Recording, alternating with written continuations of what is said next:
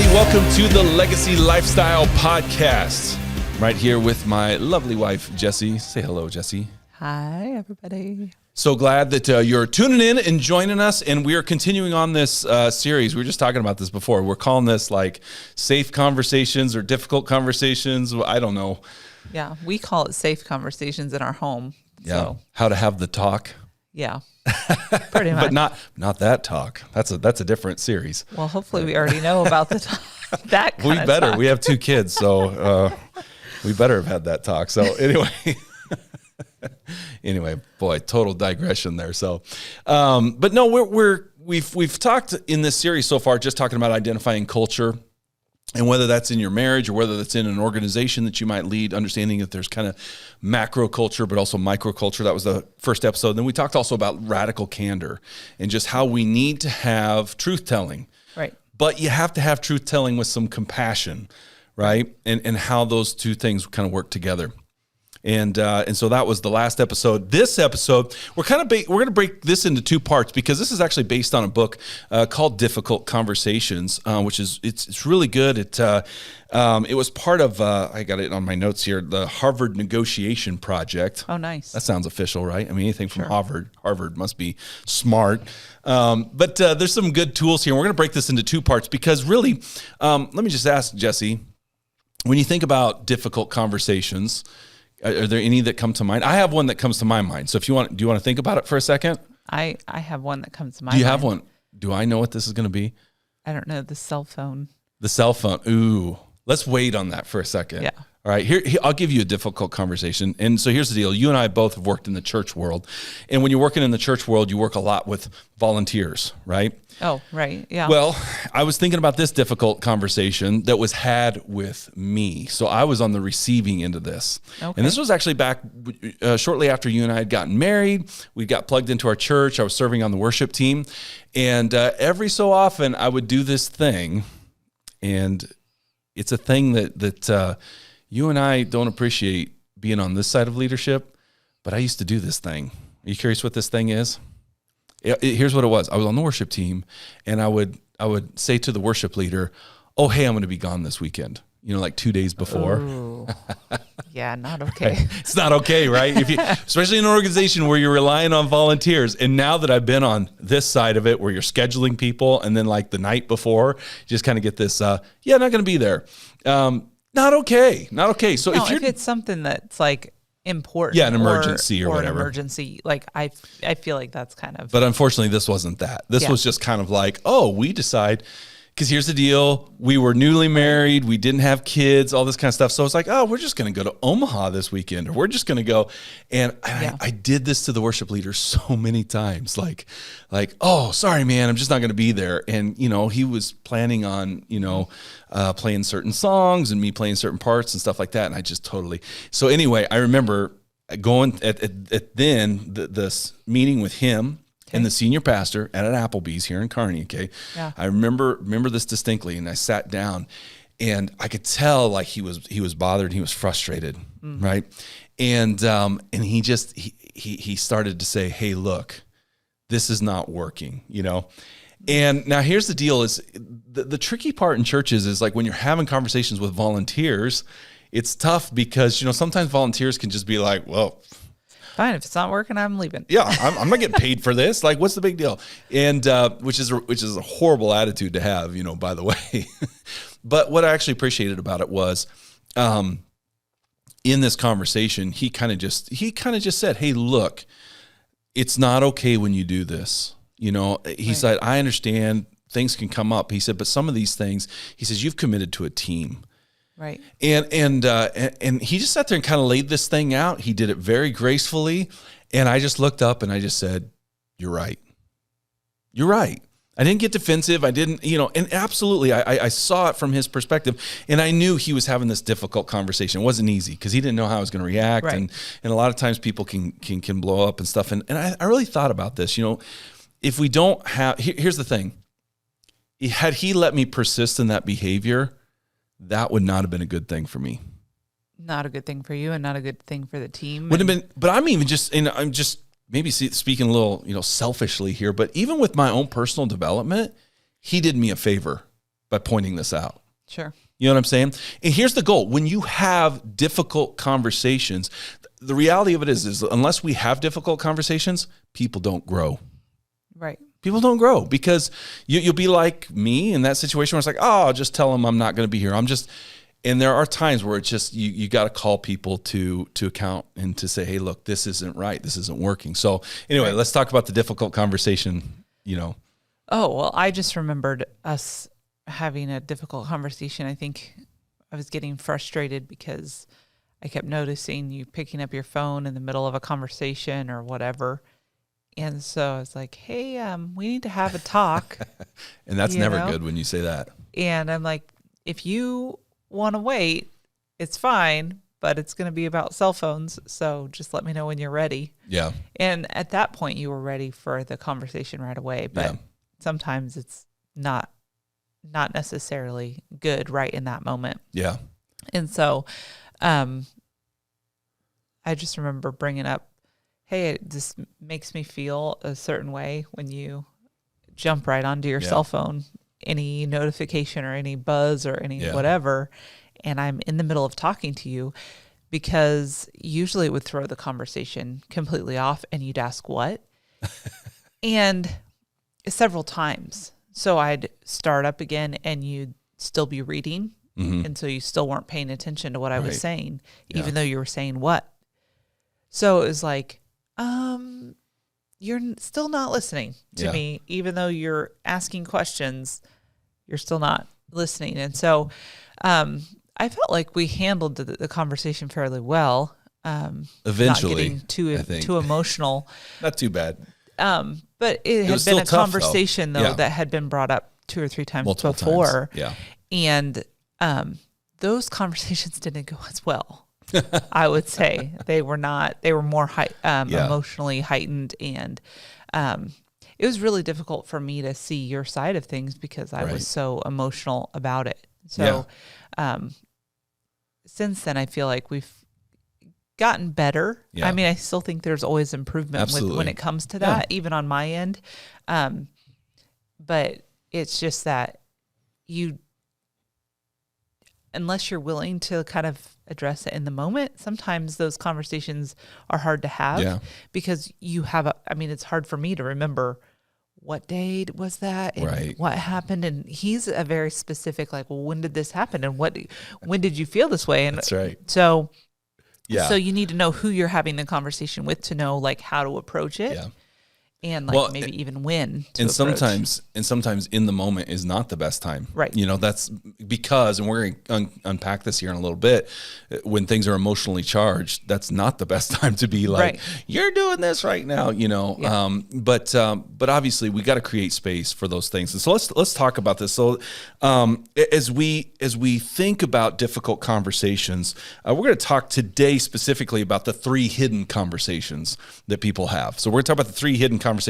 Next episode, within the conversation, there's 3 hidden conversations. Okay. And then next episode, we'll talk about the 5-step strategy for making the most out of every interaction we have.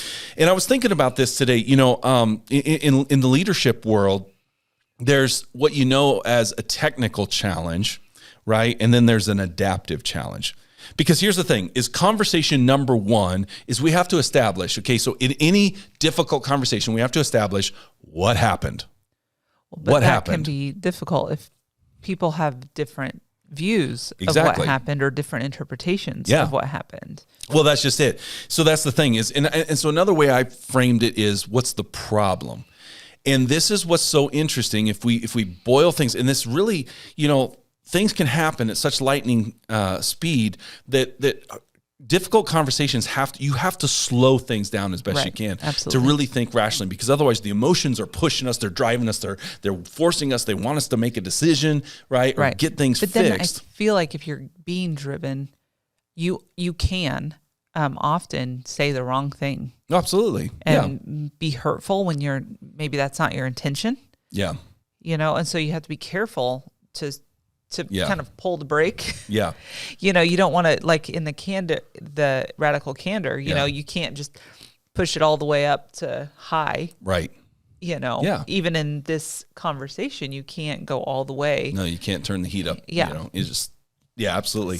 So in the leadership world, we talk about a technical problem and an adaptive challenge. And I was thinking about here. So if conversation number one, we have to understand, I have a view of the problem, you have a view of the problem, and those don't meet. And that's where the tension fits in. And here's the thing is, in the leadership world, this idea of a technical challenge versus an adaptive challenge, I'll unpack this a little bit.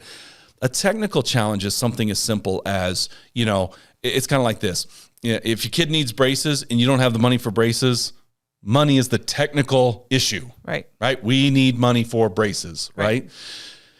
The problem is that our brains like to take our world and reduce everything down to a technical challenge. Well, if we just had more of this, or if we just moved this, or if we just, it's a simplification. It's a way that we want to take. And the problem is in our organizations and in our interpersonal relationships, that doesn't happen. It's hardly technical. Right. It's hardly one singular thing. And so that actually opens up what's known as an adaptive challenge.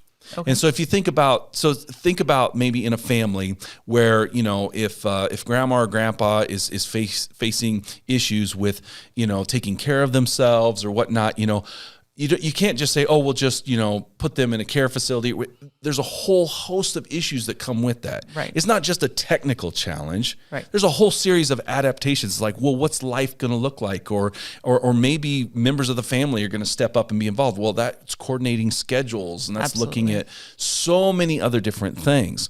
And so the problem is that in this first conversation, when we're having a difficult conversation, you have an internal conversation, I'm having an internal conversation, and generally there's a disagreement about the facts. And so we end up in this argument because we're arguing these things. And one of the things that the difficult conversation book talks about is how we have to slow things down and really get to this place of realizing what's obvious to me might not be obvious to you. Right. But also, I may think you're being very selfish and controlling and irrational, and here's the surprise, vice versa. I'm thinking that about you, right? So in every difficult conversation, when people, that's the thing, is like, oh, how can they be so irrational? Well, understand, this is part of the tapping the brakes. If you think they're being irrational, if you think they're being selfish, they're most likely thinking that about you as well. Absolutely. And so we have to slow things down, because it's the height of arrogance to think you've got everything solved. Right. You have every contingency accounted for. And here's the thing is when this evolves or devolves, really, you came across this term in that How We Love book, it really turns into a ping pong match.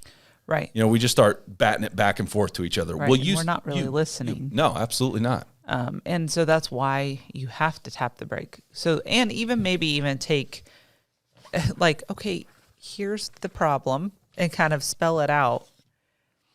Let's go to our corners, if you will, and kind of work through and even try to put yourself in the other person's shoes and how they're viewing it and why they might be viewing it that way. And you could even ask some clarifying questions just to get to, okay, when you said this is how I interpreted that. Is that what you meant? And just trying to figure out kind of how they're working through what's in front of them. Yeah. And vice versa, so that then you can hopefully come to a better understanding of the facts. Yeah. Because both of you, it's not that either interpretation is wrong, it's that it's usually somewhere in the middle. Right. And so you have to kind of bring those two thought processes together in order to really work through it. Right. And so it's like, how do you do that well? Absolutely. So, and you think about with any given situation, and you think about politics and stuff, and the reason why we kind of shy away from politics. Well, I'll just back up a second. The goal, if you're going to have a difficult conversation, the goal has to be to understand, not to win. And the problem is, it's hard. Yeah, and in the political arena, it's all about winning. It's all about roasting or owning the other side or whatnot. And I was thinking about this. A few years back, I remember I was in a taxi going through downtown Los Angeles, and I remember it was strange because on the one side of the road was this whole tent village, a bunch of homeless people, right? And literally in the shadows of these huge skyscrapers. Wow. And I realized in this 1 square mile of downtown Los Angeles, there was more money represented than probably, 4 or 5 counties, here where I live, Yeah. and it's like, how in the world can you have such disparity of wealth and stuff? I mean, you have literally this tent city. And so here's the issue, and in politics, you have, Republicans, Democrats, and the problem is like, they're all arguing different things. Right. And they're all arguing with different sets of information. Right. And pointing fingers, and it turns into this, the problem with politics is we turn it into winning and not really about understanding. And so the reality of it is like, if you're going to have a difficult conversation, well, you have to realize that you possess different information than I do. And my goal needs to be to understand what you understand and how you're seeing things. Right. So, I mean, it starts with empathy, really, and then there's also interpretations of those things. Right. Well, and I think even with the whole right and wrong thing, Mm-hmm. I think you have to be a really introspective person. Yeah. Like, you really have to evaluate, one, where you came from, like your history, like your past, Yeah. and your present, and then even like, what are you working towards as an individual? Because oftentimes our need to be right comes from a lot of deep insecurities and stuff like that. And so if you're not willing to deal with those, I think that's where marriages come to kind of a grinding halt in good conversation, because one of them is wanting to be right and they're not willing to look at where maybe they're wrong. Yeah. And so, and if both are that way, right, then it really becomes this big issue. Well, and then we start shutting down and we don't have the conversations we need to have. And which only allows things to fester and grow. Right. And then it's just, we have eggshell issues. We sweep things under the rug, and that's never good for anybody. Well, and then emotions can get high. Absolutely. Well, we'll get to that. That's conversation number 2. But before we do that, it's really starting from this place of humility, that if we're gonna really focus on the problem, it's really getting inside that other person's head. And so for me to say to Jesse, you'd say, okay, Jesse, what I heard from you, you see the problem this way. Is this how you're seeing it? It's not even that I'm agreeing with you. I'm just saying. You're trying to understand absolutely exactly where I'm coming from. Absolutely. Because if you don't, you're going to misinterpret, and it's going to just escalate the situation. Yeah. And something I've noticed, like, even I've done this where I've like watched one certain news network, right? Yeah. Watch and see the news story, and they present it this way, and I'm like, okay, that's interesting. And I watch it on a different broadcast, and sometimes it's almost like you feel like you've witnessed 2 completely different stories. And it's not that I believe either side was quote unquote lying, right? But there are different interpretations. Absolutely. And so again, if you're going to have a difficult conversation, you need to find out, how is this person interpreting the problem, what's being said, and every single one of us, that's why we have to be so humble about this. We all have self-interest we're trying to protect. Right. There's selfish aspects within each one of us. And so, like you said, that being introspective, internalize and think about, well, how might my view be incomplete? And I just wrote this. This takes humility, and this really takes creating a space of grace. Right. Because here's the deal. If I will create a space of grace to say, and if I'll acknowledge to you, hey, I don't have all the facts, I don't have all the information, I want to hear from you. It doesn't mean we have to agree at the end of the day. Right. But I need to create that space to say, maybe I'm missing something. And humility recognizes that you might have something, a piece of the puzzle I don't see. Right. So that's the conversation number 1, is really the problem. What happened, right? We got to come to some terms. The second thing then is about feelings. And it says in my notes here, it says, in a difficult conversation, it's impossible to deal with it properly without considering your feelings and the feelings of the other side. Right. And we like to think that we're just completely rational and that we'll just be like, oh, I'm completely neutral. I know the facts. I've got it. You are never. See, I'm the opposite. I think I'm usually like, woo, super emotional, sometimes very irrational. Yeah. Because I can go to worst case scenario really quick. Right. With anything. So it's not that I'm wanting to live there. It's just, okay, if I go to worst case, then I can work backwards. Yeah. And so sometimes the emotion Oh, follows my your catastrophic nature. Yes, You yeah. catastrophize. We've established that. Jesse will go to the worst case. Well, it's like if I let, my kids do this, then, they're going to turn into little mini Hitlers or something. Like he's like go to the craziest place sometimes. But yeah, absolutely. Here's the thing is I don't care. You could be the most rational human being on the planet. You could be, you might think you're Dr. Spock at the end of the day, but the reality is that we all our feelings are involved because things are personal, and especially if you're in an organization. Excuse me. When you're in an organization, I remember reading this article in leadership. It was so good because it says, don't sit there and say it's not personal if you're talking about change. All change is personal. Right. All change is personal. And it affects you. Absolutely. On some level. Absolutely. And you have feelings about it. You might think it's a good change, but you have feelings about it. And so at the end of the day, when we interpret data, there are feelings associated. And here's the problem. If you don't recognize it, those feelings will leak into the conversation, even if you think you're being guarded. Because someone will say something that sets you off, and then all of a sudden, if you've not managed your feelings well or not identified those things, all of a sudden you're going to face a blow-up situation, or maybe things get too hot. Right. Well, and feelings are often the kind of the heart of the issue. Like, so you may have a fact or a problem present itself. You haven't worked through all the facts, but you have a feeling or an emotion about the situation. And so sometimes it's like you're getting upset, and it's hard for you to understand the facts because you're already in this feelings place. Yeah. And so it's that introspectiveness of like working through your own feelings, your own emotions, and making sure they're healthy for one, and two, that you're being honest with yourself in processing through those. Right. Well, and I think about too, when you allow that space for grace, right? When you allow that, there have been times I've done things or I've brought things to the table and you've said, hey, I really, that made me feel really stupid, or that made me feel unappreciated or whatnot. Right. And allowing that space actually gave me room to say, oh no, that wasn't my intention. I'm sorry. Right.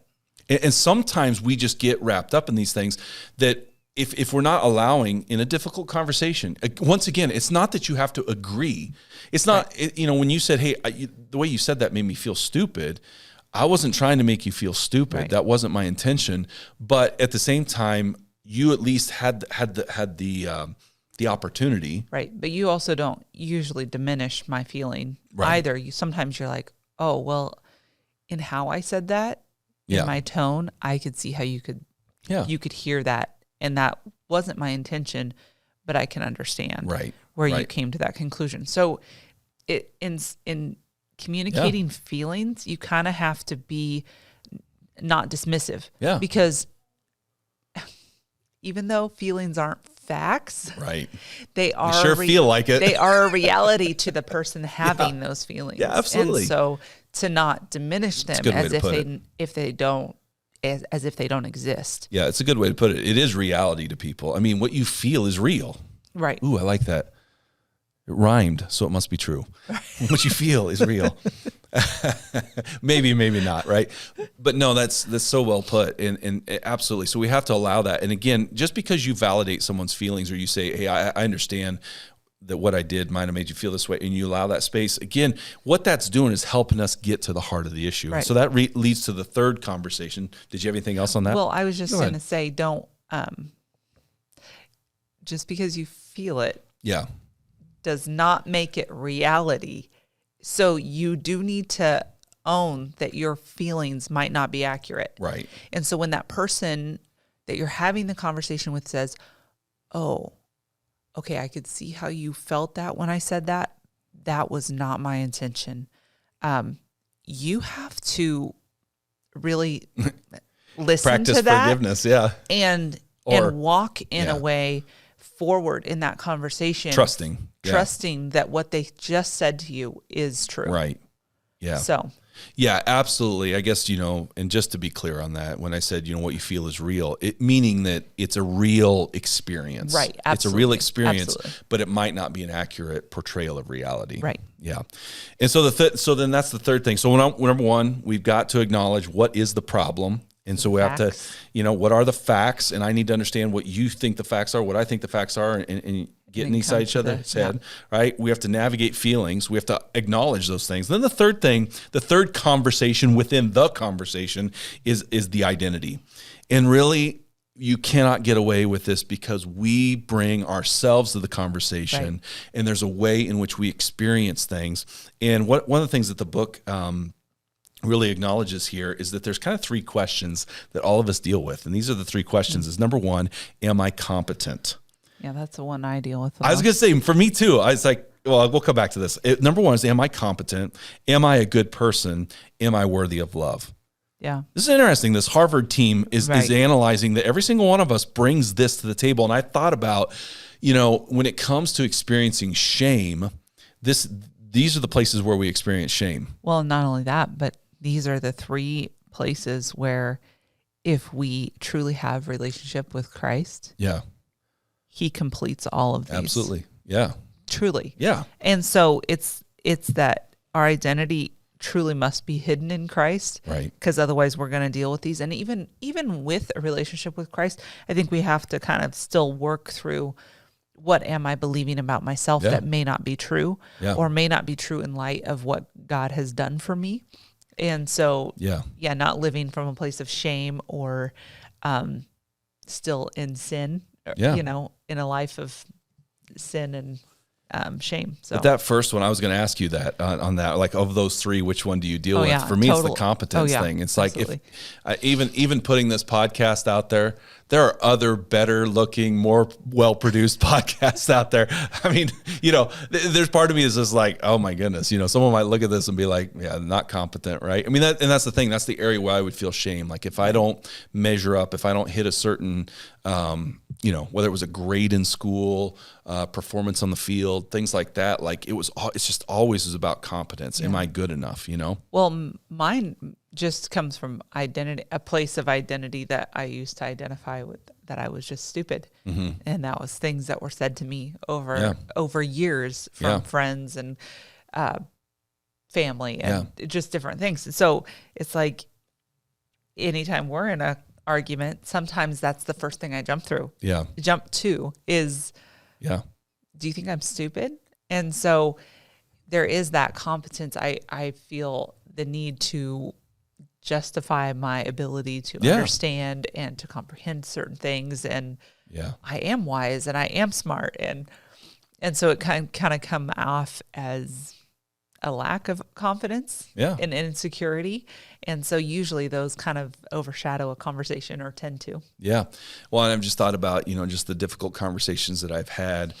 Even back to the top of this program when that, worship leader was like saying, hey, you're not showing up this way and stuff. I'm thankful that in that moment that I took that well. Right. Because there was something like, but it was weird because it was like, man, I'm, for whatever reason, I didn't experience it in a shameful way. I was like, no, but I can do better. I can be better. Right. This is a change that I can make. And and this is better for me. But times where I've maybe really struggled is if I don't feel that sense of confidence, or if I feel like I'm not, that's the thing, is like, especially on the football field or whatever, if a coach really got on to me, that's why I never have understood, watching, our daughter now, on the volleyball court and on the basketball court, like when I hear something like make better passes, I'm just like, that's the worst advice. Better, like if you're yelling that at your kid on the court, make better passes, that's not going to make it happen. Right. There's a part of me. Have you trained it? Yeah. And not only that, but it's like, okay, do better next time. It's like you can encourage them to do better in the future, but I think it's silly. It's hard. There's just coaching that happens from the stands that, like, 90% of what is said in the stands, I think, is dumb. I do. I just think it's stupid. It's like, pass the ball better. Well, you think they don't know that? I mean, they just completely passed it to the wrong. Anyway. So, but the thing is like, for me, if I started hearing those kind of messages, I just was this thing about competence, Right. And so what we want to do is, again, in difficult conversations, if you're having, all of us bring these questions of, am I competent? Am I a good person? Am I worthy of love? Those things are there. Yeah. And so we're making this assessment all the time. Right. Well, and something that I appreciated about the book and kind of how it broke it down. It says most of us have an all or nothing approach. Yeah. And guilty. It made me think of in our first few years of marriage, I used the words always and never all the time. And if you're using language like that, like you always do this, you never do this, usually you're dealing with an identity piece. Yeah. You're not necessarily dealing with feelings or facts. That's good. And so I appreciated that because I'm like, oh, that's a really good way to break it down. So then I know what I'm dealing with when I go to my perspective area to kind of process through the difficult conversation that we're having or the problem that we're having and trying to fix. It helps me realize, okay, because I use the words always and never, I need to figure out what identity piece am I dealing with and then really like work through that. And if you have a relationship with Jesus, pray. Yeah. Usually he's pretty good at pointing out kind of the where you're dealing with those things. Well, and like what you said, that kind of sets us up to land this thing. That all or nothing approach, the book really talks about how we're a mix of these things. Right. And it's really about getting to this middle ground. And I like these three things that it points out. Say, accepting the following three things about yourself will help you find that middle ground. So it's not always, it's not never. You're some mix of some of these things. And number one was this: you will make mistakes. Yeah. This will help you accept the legitimate aspects of the other person's story about what's going on. Right. And again, that gets us back to this place of humility. Right. Hey, maybe I've seen this wrong. Let me extend this place of grace here. And that can be one of the hardest things absolutely to deal with. I'm like our son already, and he's only 10. Yeah. But from birth, I think he has dealt with always and never. Well, always and never, but he doesn't want to make a mistake. Yeah. And so he has a hard time. It's that competence thing, with admitting to the mistake. Yeah. And so I think if you can identify, no, I will make mistakes, that helps you be more humble in the moment and say, hey, I made a mistake. Yeah. I love something. That. I love something that we got from Gary Potter, who's a counselor at our church. And something Gary said is, I made a mistake does not mean I am a mistake. That's true. Yeah. That's so good. I made a mistake does not mean I am a mistake. And we've actually had Mick say that, Yeah. So that's number one. You will make mistakes. The second thing is that your intentions are complex. Sometimes your intentions will be selfish and sometimes they will be altruistic. Understanding this will help you when legitimate accusations about your past behavior comes up. And so sometimes there's just like when people point out our selfishness, we have to kind of own it. Yeah, I was. Yep. I wasn't entirely pure in my motives there. The third thing is this, then you have contributed to the problem. Yeah. You need to be able to take responsibility for what you've contributed to the problem. Yeah. That's also a hard one for me. It's a hard one, right? Because I don't like admitting that I'm wrong. And she doesn't. So it's really hard. And if you're similar to me and you're like, I can't be a part of the problem. It's like I made a mistake doesn't mean I am a mistake. Right. And I have, on some level, contributed to this problem because we wouldn't be having an argument or problem if both of us were on the same page. So on some level, both of us bring some sort of issue to the table. Well, and again, if you think about it from that technical aspect, our brains want to simplify all the time and say, well, it's just this. Well, maybe you haven't given clear expectations. Maybe you haven't resourced them with what they need. I'm talking like maybe in an organization or whatnot. And so sometimes it's just that level of, have I communicated? Have I done everything that I can? It doesn't even 2% part of the problem is still part of the problem. Right. Well, what is that thing that you always tell our pre-marriage counseling people? You said disappointment. Reality. Disappointment is the gap between expectation and reality. Right. And so if you don't ever let your partner or the person you're working with know what the expectation is, and then you get angry because they didn't fulfill it. Right. That's on you kind on some of level. on you because on some level. Yeah. Like I said, even 2% of the part of the problem is still part of the problem. Right. And that's the thing. I think even when we acknowledge you're part of the problem, we're not saying it's all your fault. Right. We're just saying that there's a level of ownership there and you need to be in touch with what that is. So Yeah, that's a lot. That's a lot to cover. So we've kind of covered these kind of 3 conversations that happen. Make it through the 5 things. Yeah, we'll get through the 5. We'll make it happen. So that'll be the next episode. We'll talk about those 5 things, the 5-step strategy for making the most out of every conversation. So that'll be part 2 of our difficult conversations. So thanks for tuning in. Yeah. Don't forget to subscribe, like, share, all that good stuff. And we'll see you next time.